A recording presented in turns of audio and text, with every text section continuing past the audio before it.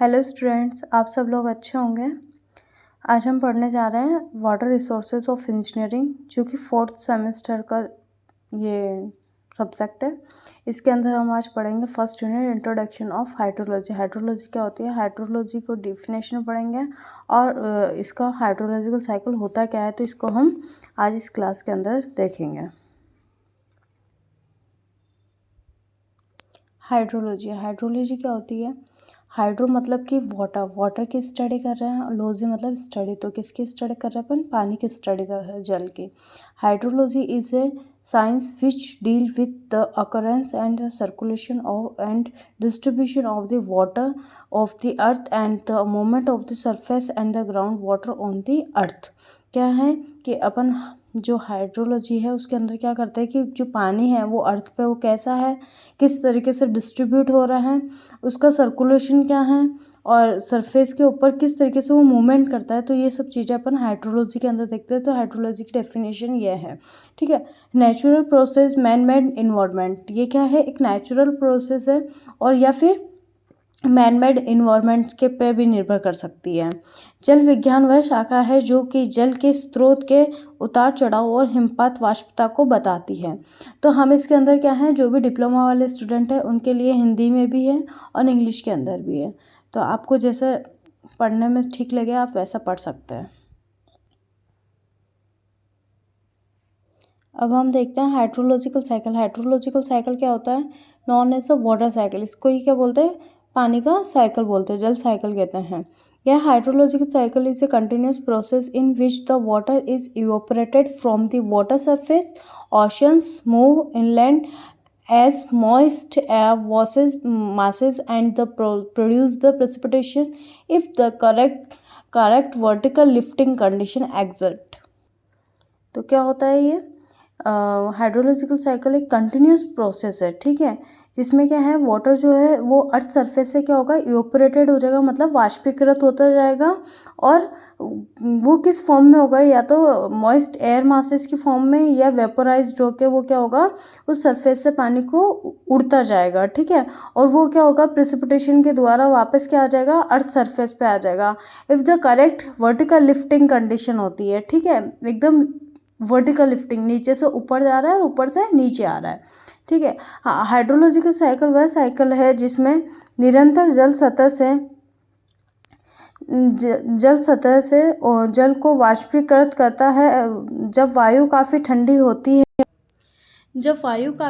होती है, जब जल वाष्प वायु के कणों पर द्रवित होकर बादलों में निर्माण करता है, मतलब कि जब आपकी जो वायु है, मतलब कि एयर जो है काफ़ी ठंडी हो जाती है, तो वो क्या होती है, बादलों में मतलब द्रवित होकर बादलों में जम जाती है और बादल बनते हैं। अतः बादल आर्द्रता को रोक नहीं पाते तथा और अब उसमें इतना सारा वेट हो जाता है कि वो उसे वहाँ पे रोक नहीं पाते और वह हिमपात मतलब कि ओलों के रूप में और स्नो के रूप में या वर्षा के रूप में आदि के रूप में सतह पर नीचे आ जाता है। एक्सटेंट ऑफ हाइड्रोलॉजिकल साइकिल कहाँ से लेकर कहाँ तक एक्सटेंड होता है, तो 1 kilometre below the earth surface होता है और 15 kilometre about the earth surface पे हाइड्रोलॉजिकल साइकिल मिलता है, ठीक है। तो इसको कैसे याद कर सकते हैं, 1 kilometre below the earth surface and 15 kilometre about the earth surface पे हाइड्रोलॉजिकल साइकिल जो है ये एक्सटेंड करता है, ठीक है। रिलेटिव ह्यूमिडिटी पे क्वेश्चन आता है, तो ये क्या होता है, रिलेटिव ह्यूमिडिटी जो होती है actual vapour carried divided by vapour carried capacity, आपकी कैपेसिटी कितना है और एक्चुअली में आपने कैरिड कितने किया है, तो ये रिलेटिव ह्यूमिडिटी होती है। रिलेटिव ह्यूमिडिटी जो होती है वो टेम्परेचर के क्या होती है, इन्वर्सली प्रोपोर्शनल होती है, विक्रमानुपाती होती है। रिलेटिव ह्यूमिडिटी जो है वो टेम्परेचर मतलब तापमान की क्या होती है, विक्रमानुपाती होती है या इन्वर्सली प्रोपोर्शनल होती है। आप टेम्परेचर को इंक्रीज करोगे तो रिलेटिव ह्यूमिडिटी क्या हो जाएगी, डिक्रीज हो जाएगी। तो ये कुछ इस प्रकार है हाइड्रोलॉजिकल साइकिल। सबसे पहले अपने पास ओशंस है, कोई ओशंस है, वहाँ पे क्या है, पानी स्थिर है, ठीक है। अब वो पानी क्या करेगा, इवोपरेटेड होगा, ठीक है, किसके द्वारा, सन की जो हीट होगी उसके द्वारा वो क्या होगा, यहाँ पे पानी गर्म होगा तो वो इवेपोरेशन होगा, इवेपोरेशन मतलब कि वाष्पीकरण होगा।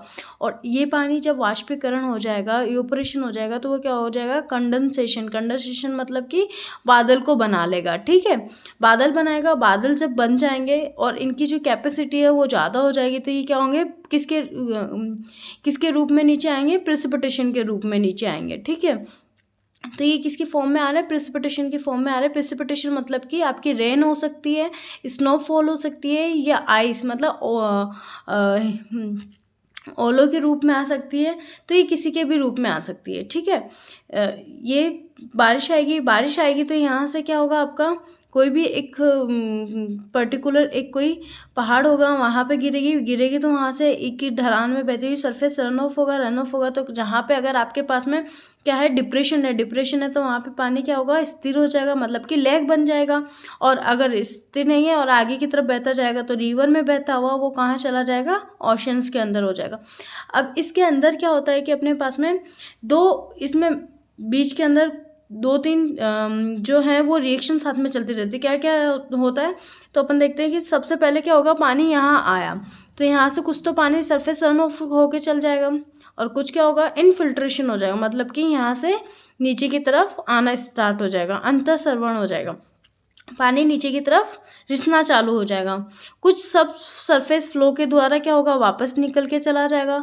फिर इसके बाद जो एक और लेयर होती है वो क्या होता है, परकोलेशन मतलब कि आपका पानी और भी नीचे जाता जा रहा है, एक सोइल लेयर से दूसरी सोइल लेयर में अगर पानी फ्लो करता है तो उसे परकोलेशन कहते हैं। ठीक है, ये क्या हो जाएगी, वाटर टेबल है आपके पास में, इससे जो नीचे पानी होता है वो ग्राउंड वाटर फ्लो होता है। ठीक है, इसे ही अपन क्या बोलते हैं, बेस फ्लो कहते हैं। इसके अंदर जो है एक ट्रांसपिरेशन होता है। ट्रांसपिरेशन किसे कहते हैं, अपने पास में जो कि एब्जॉर्व किया जाता है ट्री या फिर लीव्स के द्वारा, ट्रीज या लीव या पौधों के द्वारा जो पानी को एब्जॉर्व किया जाता है और उनके द्वारा जो वाष्पीकरण किया जाता है पानी का, वो क्या होता है, ट्रांसपिरेशन होता है। इंटरसेप्शन क्या होता है, इंटरसेप्शन मतलब क्या होता है, इंटरसेप्शन मतलब कि आपका जो भी लीव्स है उसने क्या कर लिया, जब भी बारिश हो रही थी तो वहाँ से पानी को क्या कर लिया, उसने स्टोर कर लिया। तो ये एक पूरा हाइड्रोलॉजिकल साइकिल है, इस तरीके से कि पानी आया, फिर वापस सरफेस रन ऑफ होता हुआ पानी कहाँ जाएगा, रिवर से ओशन में आएगा, ओशन से फिर वापस इवेपोरेशन हो जाएगा। तो ये साइकिल कंटिन्यू चलता रहता है। तो आप इसे इजीली ऐसे समझ सकते हो कि हाइड्रोलॉजिकल साइकिल क्या होता है, सबसे पहले इवेपोरेशन हुआ पानी का, ठीक है, फिर कंडेंसेशन हुआ, बादल बने, बादल के बाद में क्या बना, प्रेसिपिटेशन मतलब कि बारिश का आना चालू हुआ, और बारिश का आया तो सरफेस रन ऑफ हुआ, सरफेस रन ऑफ, और ट्रांसपिरेशन मतलब कि आपके पौधों के द्वारा वापस वाष्पोत्सर्जन हुआ, इवेपोरेशन हो गया, वापस क्या हो गया, बादल बन गए। तो ये एक हाइड्रोलॉजिकल साइकिल है जो कि आप इसमें इस चार्ट के द्वारा समझ सकते हैं इजीली। ठीक है, अब हम एक एक टर्म्स को समझेंगे। वाष्पीकरण मतलब इवेपोरेशन क्या होता है, change of water from liquid to gaseous state, मतलब आपका पानी जो है वो लिक्विड स्टेट में था और वो किस में चेंज हो रहा है, गैसियस स्टेट में, मतलब वेपर बन रहा है उसके, तो उसे क्या बोल देंगे, इवेपोरेशन। जल का द्रव अवस्था से वाष्प अवस्था में वाष्पीकरण कहलाता है। ठीक है, अगर द्रव अवस्था से वाष्प में अगर बदल रहा है तो उसे वाष्पीकरण कहते हैं। वर्षण, प्रेसिपिटेशन मतलब कि किन्हीं टाइप्स में पानी का नीचे आना। ठीक है, the deposition of water on the earth surface as snow, rain, hail stone etcetera. ठीक है, तो इस तरीके से पानी का नीचे आना क्या कहलाता है, प्रेसिपिटेशन कहलाता है। जल का सतह पर वर्षा, स्नो और ओलो के रूप में आना वर्षण कहलाता है। अब आता है आपका इंटरसेप्शन। इंटरसेप्शन को हिंदी में क्या बोलते हैं, अवरोधन, मतलब कोई भी चीज़ के बीच में अवरोध पैदा करना। तो short terms the retain of the rain water on the vegetation या रूफ टॉप एटसेट्रा।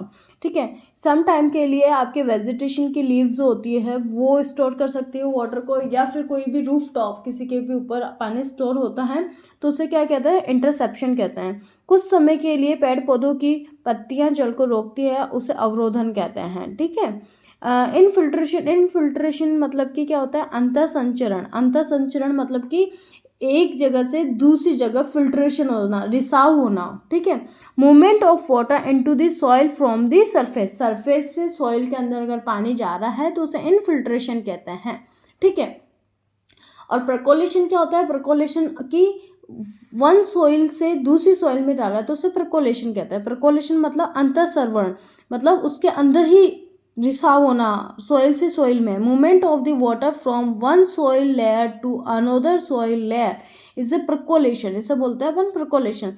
मृदा की एक सतह से दूसरी सतह पर जल का रिसाव अंतःसंवरण कहलाता है। ट्रांसपरेशन क्या होता है, वाष्पोत्सर्जन होता है, ठीक है। It is the water absorbed from the ground and evaporated into the atmosphere through the leaves, मतलब कि ग्राउंड के द्वारा तो पानी को एब्जॉर्ब किया जाता है और उस पानी को लीव्स जब लेती है और वो क्या कर देती है, इवोपरेटेड कर देती है लीव्स के द्वारा। ट्री जो होता है वो उस एब्जॉर्ब करता है उस वाटर को और लीव्स के द्वारा क्या कर देता है, इवोपरेटेड कर देता है एटमॉस्फेयर के अंदर, तो उसे ट्रांसपिरेशन प्रोसेस कहते हैं। तो आपको समझ में आ रहा होगा ये, और नहीं समझ में आ रहा है तो आप कमेंट करके बता सकते हैं, तो वापस उस टॉपिक को आपको समझा दिया जाएगा। यह वह जल है जो कि सतह के द्वारा ग्रहण किया जाता है और पौधों की पत्तियों द्वारा वाष्पोत्सर्जन किया जाता है, उसे ट्रांसपिरेशन कहते हैं या वाष्पोत्सर्जन किया कहते हैं, ठीक है। सेवंथ क्या है, surface run of. It is a part of the rain that reaches the stream immediately after the rainfall following over the surface, मतलब कि सरफेस रन ऑफ मतलब कि पानी का जब नीचे गिरता है किसी भी सतह से तो वहाँ से दूसरी जगह बह के जाना, रिवर तक जाना या नदी तक जाना, वो क्या कहलाता है अपने पास में, सरफेस रन ऑफ कहलाता है। तो ये था आपका हाइड्रोलॉजिकल साइकिल। आपको कैसा लगा आप कमेंट करके बता सकते हैं और प्लीज़ चैनल को लाइक एंड सब्सक्राइब करिए। Thank you so much.